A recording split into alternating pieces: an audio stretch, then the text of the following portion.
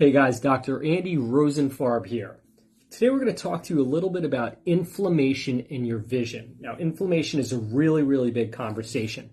So we're going to keep this little mini session pretty short and simple, but I do want to talk about the factor of inflammation and its role on your vision, specifically how it can accelerate and even in some cases be a causative factor for progressive vision loss.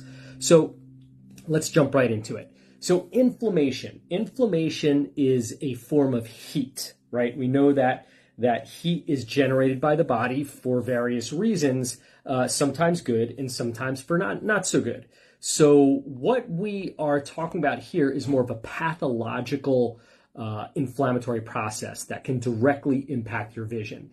Very important for you guys to know about this stuff. So listen up.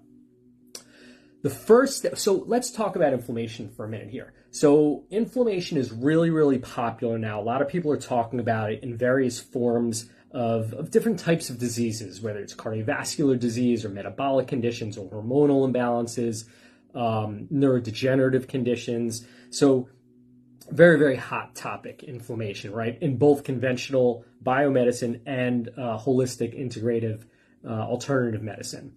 So inflammation is, again, like I said, it's good in some areas, right? We're warm. We want to keep our body hot and warm. So it's good for metabolic activity. Heat is given off as a byproduct of cellular metabolism and the processing of energy through the Krebs cycle, through the citric acid cycle. This is just a part of metabolic processes. So when we talk about inflammation, we could say, oh yeah, maybe I have inflammation and maybe I'll just take some anti-inflammatory supplements. Now,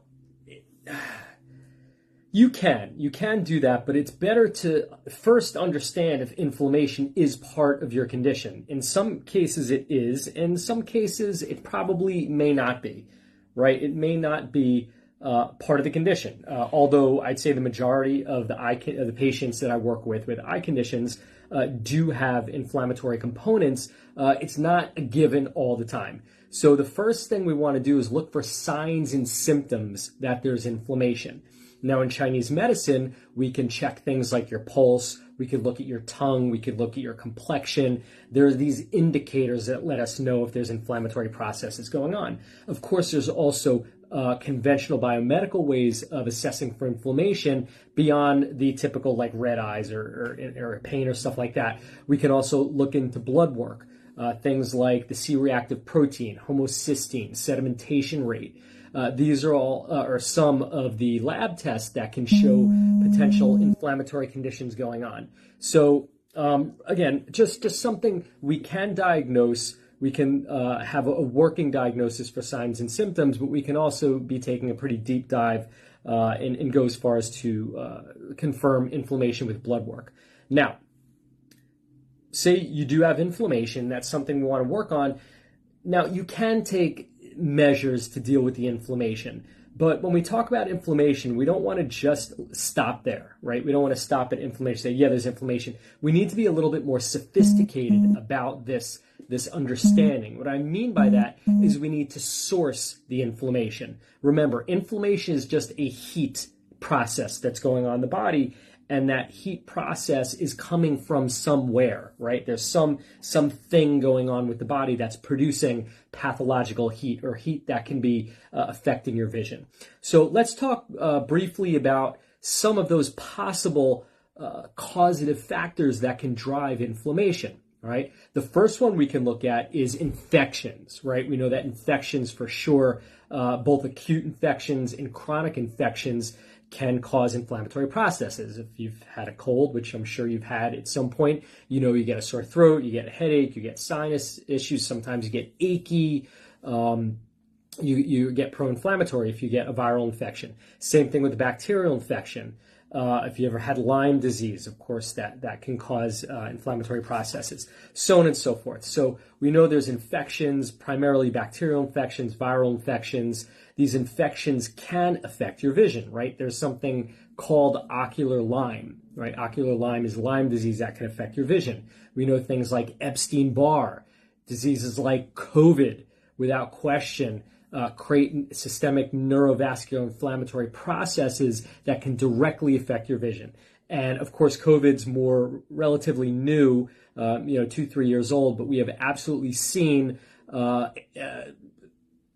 only acceleration of progressive vision loss for those who've had COVID, but also we've seen spontaneous cases. I've had patients who, right after they had COVID, they had eye strokes, retinal detachments, retinitis pigmentosa, retinal bleeding, a host of these ocular conditions that came as a result after they had COVID. So for sure, infections can be a big factor here. So again, we want to manage the infections as a causative factor for the inflammatory process.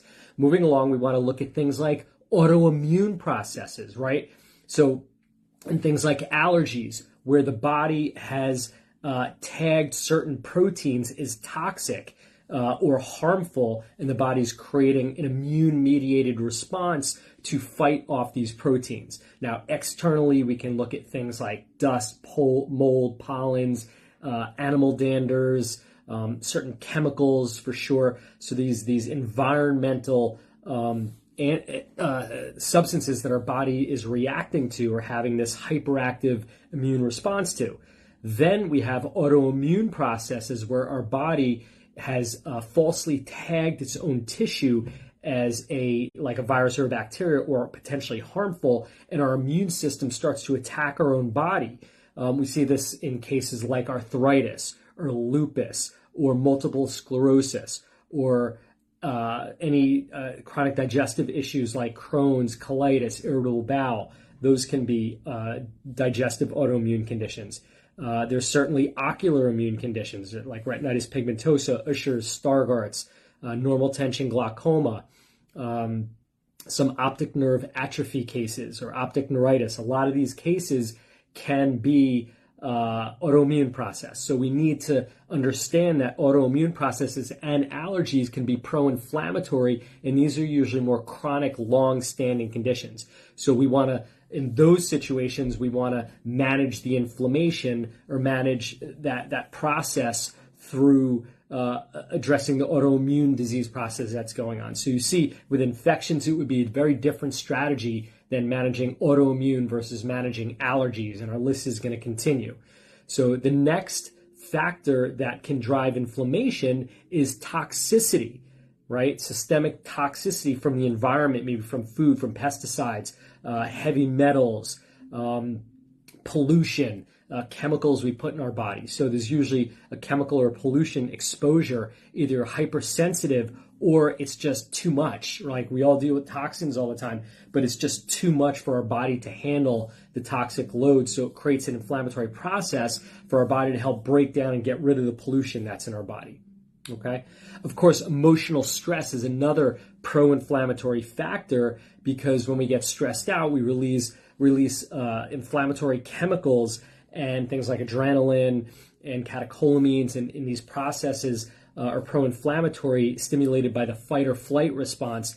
And again, in short bursts, that's helpful, but certainly if that's chronic and long-standing, and if we have low cortisol level that we can't, quote, put the fires out or cool the body down, then we're going to have problems, and that can be lead us into our next issue, is more of a hormonal imbalances, right? Say the adrenal glands are fatigued and their body doesn't have enough cooling system to put the fires out, so to speak.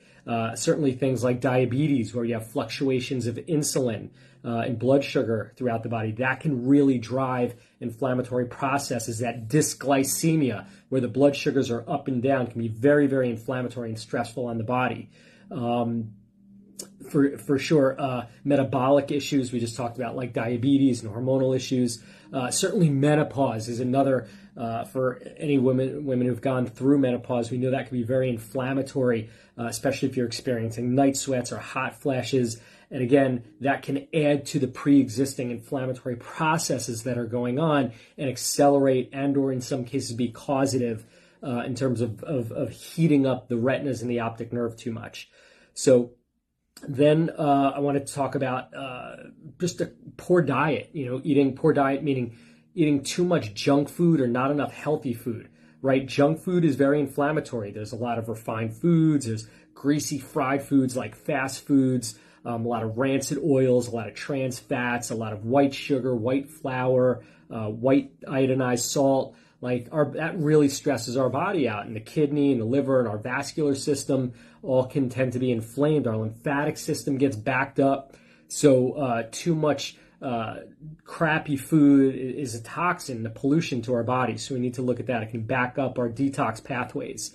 Digestive issues, right? Again, we talked about food allergies or drinking too much alcohol, or we did a whole segment on alcohol and that's inflammatory effect.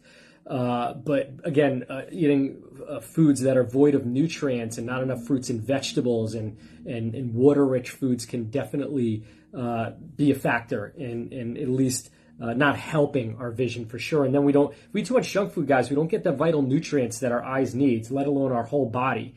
So again, once in a while, you like fast food, you want to eat like some calamari or chicken wings, or hey man, you like Big Macs, once in a while is fine.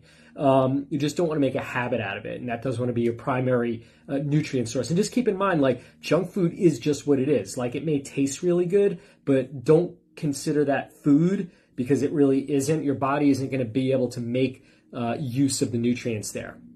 So that's a little aside on the diet therapy, and we'll talk a lot more about that. Certain medications can be pro-inflammatory, right? There are certain medications that we know that can have an effect. Certainly diuretics or certain, different drugs that have an inflammatory effect on the body. Certainly steroids, which are kind of an anti-inflammatory, but you can have a rebound effect after taking steroids. Allergy medications can dehydrate the body, creating inflammation. And that brings us to generally dehydration, right? Dehydration can to also be a factor, right? Not having enough fluids, also not having enough electrolytes, or drinking too much coffee or energy drinks that drives out your fluids. The caffeine can drive it out. That can make us more inflamed for sure. So these are all different forms of factors that can really drive inflammation, or things that can cause inflammation. So again, like I mentioned earlier, we want to look at the inflammation, but deal specifically with each of these issues as they relate to the inflammatory factors that are going on with our body, and then isolate them and then manage them, right? So inflammation needs to be managed. We don't we don't want to put the fire out, because it just has to be transferred to different parts of the body and just managed, right? Because if you put all the inflammation out, then we're going to lose circulation, we're going to lose metabolic activity, respiratory activity. We're just going to lose that process. So it's not that we want to get rid of inflammation, we just want to manage hyper states of inflammation and too little inflammation, right? There's processes too. I want to make a quick mention, which we'll do a big video of. You can have too little inflammation. Your body can be too cold, right? And that's a whole other topic of conversation, but I want to bring that to your guys' attention, right? So you have anemia, for example, not enough blood volume in your body can keep you cold, not enough fat on your body, right? Maybe a thyroid condition where your hormonal balance is off and you're not producing enough thyroid hormones, so your body's going to be a little cool. Maybe you're not exercising, you're sedentary, things like this. Maybe you have edema in your body that's creating too much coolness. So again, we have this idea of inflammation and not enough inflammation in the body. But for the purpose of this session, we're going to talk about inflammation. So what can you do? All right, we talked about inflammation. You know now some of the factors that drive inflammation. Best case is to work with a practitioner like myself or somebody else who does functional medicine, Chinese medicine, naturopathic medicine, that's going to help you get to the root of your inflammatory process. So first you want to decide if you have inflammation, then you want to source the inflammation. Then when we go into treatment, there's a couple things we could do to help deal with the inflammation based on where it's coming from and what the nature is of the inflammatory process, so we can manage it. Generally speaking, I want to give you guys a few things that you can do that will help manage inflammation systemically, right? So get a pen here. This is good stuff. So of course, the first thing we want to do to manage inflammation is make sure we're well hydrated. All right, water puts out fire. Water controls fire. So having enough water and electrolytes like magnesium, potassium. We have a product called Vision Mins for that help. They're electrolytes that help the body to hold fluids. And how do you know if you're electrolytes are low? Well, one reason is if you drink water and you pee right away, you go to the bathroom and urinate. So that's an indication that you may be just drinking water, but it's not absorbing into your body, just drinking it and it's running through you, okay? So hydration is really important. The second thing is sleep. Sleep, when we sleep, our cortisol levels increase, and our cortisols are anti-inflammatory. So when we sleep at night, our body cools down. So if we're not sleeping well, we're not getting a good night's sleep, that could be a factor for prolonged inflammatory processes. So sleep is a really, really big factor, guys. Exercise. Make sure you're exercising. Exercise, yes, warms you up, but it also gets a little sweat going. It has so many effects, positive effects on the body. But long and short, if you're not exercising, you can tend to be inflamed. You want to open your joints up, move your muscles, get the body detox, move the lymphatic system. So exercise is really, really important. I am a personal fan of hot-cold showers. So usually take a shower and then cool your body off a little bit. That'll help regulate your vascular system and help improve the oxygen and blood flow to the body. So I'm going to do a whole segment on that too. But long and short, you'll do a shower, hot shower, warm shower, whatever you take. And the last 10 seconds to 2 minutes, you want to take it as cold as you can get it. Now, if you're new to this, you want to work up to that. Again, I'll do another video helping with you guys that. But even if you do like a quick rinse with cold water at the end, it's very healthy for your body and healthy for the vascular system in managing inflammation. So the last thing I want to mention is we talked about diet and stuff like that, so I don't want to repeat myself. But the last thing I want to mention is a couple of supplements. Now, best case strategy is to use specific supplements and nutrients and herbs that are going to deal with your specific underlying cause of inflammation. Now, in addition to that, we know there are certain supplements and herbs that are very, very useful for managing inflammation. Some of them you may be aware of. Things like ginger, right? Ginger is good. So is cayenne pepper. Now, here's a caveat to that. It's good, but those are kind of hard on the stomach for some people. So if you have an ulcer or you tend to have like gastritis, they may be a little bit spicy for you. And if it causes digestive upset, again, if you have ulcer, if you have chronic gastritis or ulcerative colitis or something like that, or or a food sensitivity, like I have a sensitivity to red pepper, so I can't do cayenne. Maybe you or somebody you know has that situation as well. But the idea is that these are good for helping the circulatory system and inflammation. Just make sure that it's something that your body can tolerate. Other supplements I'd recommend are omega-3 DHA. You can either do fish oils or plant-based like flaxseed oil. Again, that thins the blood, lubes the joints up. It's a really good fat for helping control inflammation. Certainly there's turmeric, which is very useful. Turmeric also can be a little bit hard on the digestive system, so titrate up that dose, start off slow and go up a little bit higher as your body can tolerate it. Resveratrol is another one. Specifically, I like this one for macular degeneration because it's an anti-inflammatory and it also will break down drusen and cholesterol and plaque in the body, right? It comes from red grape. That's what resveratrol comes from. So it does. There's resveratrol in red wine as well. So you can take that. Red wine's okay. Maybe if you want to have a glass or two. The reason you have resveratrol with red meat is because it breaks down the animal protein. So you have like a glass of red wine if you're going to have like a steak or type of red meat dinner. And finally, my personal favorite anti-inflammatory supplement is CBD. CBD, in my opinion, my experience, is by far the most potent broad spectrum anti-inflammatory out there on the market, without question. I've seen the best results with CBD. We have our own Canavision product that we use, very, very high potency CBD. We have 2,500 and 5,000 milligrams per bottle. It's a very, very high dose. With CBD, if there's inflammatory processes, I recommend a minimum of 150 milligrams of CBD a day. Ours contain about 180 for the 2,500 and double that for the 5,000. You don't need to take that much. Or 5,000 is just lasts longer for our patients because some people run through it pretty quick. So those are the things that you guys can do in terms of helping manage your inflammation.